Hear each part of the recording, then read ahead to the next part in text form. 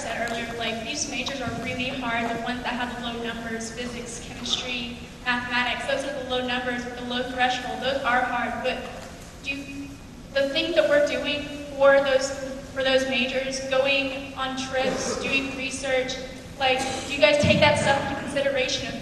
Even though we don't have the numbers, we're doing so much for it.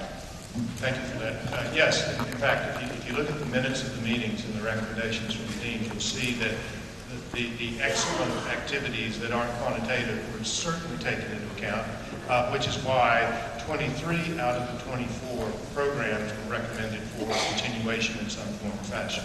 And if you look at the sciences that you're speaking on, the question we ought to ask in program review is, why are the numbers as low as they are? What can we do to have more students major in those particular areas that are needed?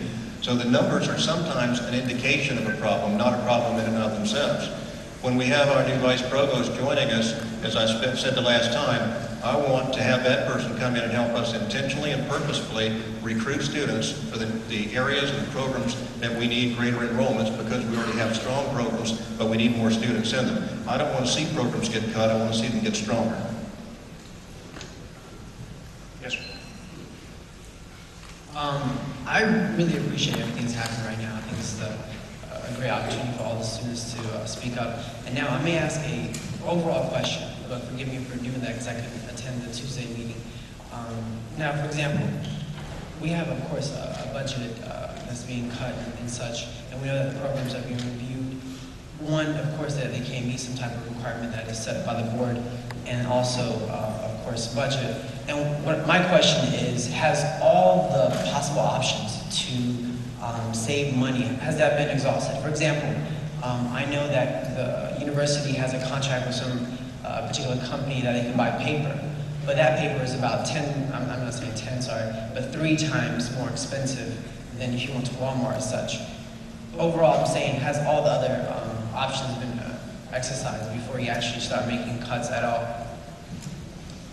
When we look at where resources were when we were given our budget target, we first had on the blocks all things, including eliminating programs. But programs are not part of that reversion target. We solved that particular problem in other ways. So where we are right now is looking at a portfolio model of all our programs, trying to make our entire institution stronger.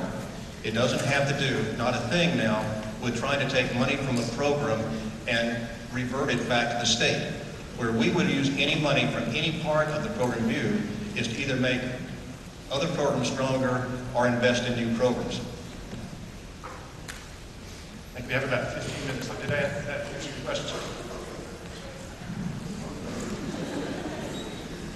Hi, I'm a grad student, and we've talked a lot about the numbers here as to whether or not we should keep programs.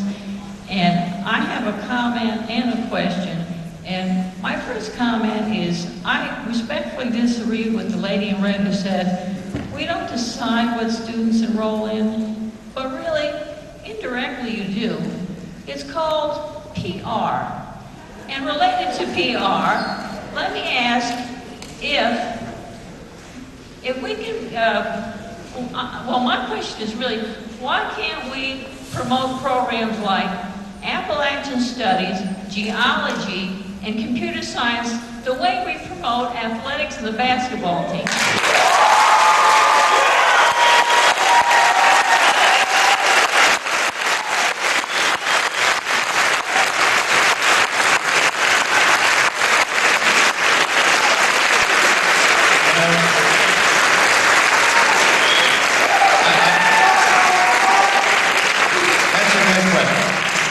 We ought to be finding ways of moving out of the shadows and into the light for all of our programs. We have been too often referred to as a hidden jewel. I don't think any of us want to be hidden. We want students to come here for Appalachian Studies, for sociology, for anthropology, for whatever it is. We do want to promote those programs. We've got to find a way to do that with the resource base we have. I absolutely agree with you. We need to do more than we've done in the past. And with our new vice provost, that's going to be his charge, and that's the way he's going to be evaluated, is how well he can start doing more of that.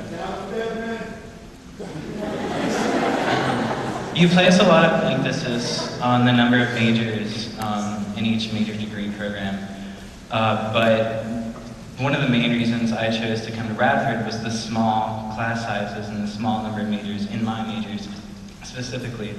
And I'm worried that if you increase the number of majors, then maybe this won't be the university that we wanted to come to in the first place.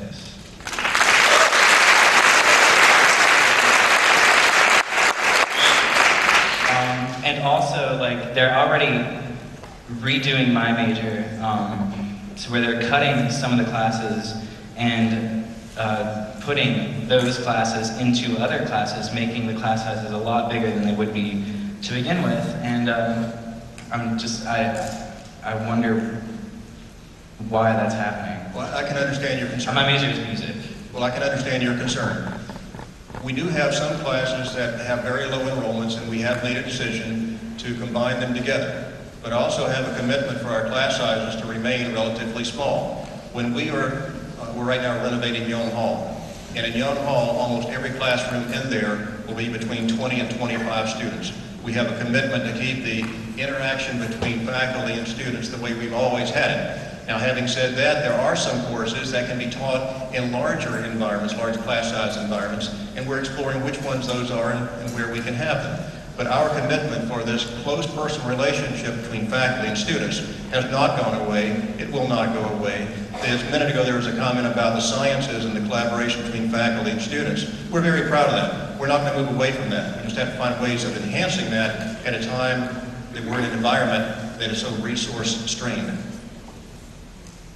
My question is specifically about peace studies and women's studies, and the graduate student actually stole the words out of my mouth.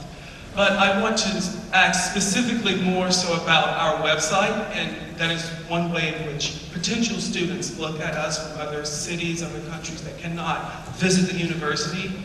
Why do we not have more on our website for these programs where students can see that this is offered, that we do take it seriously here,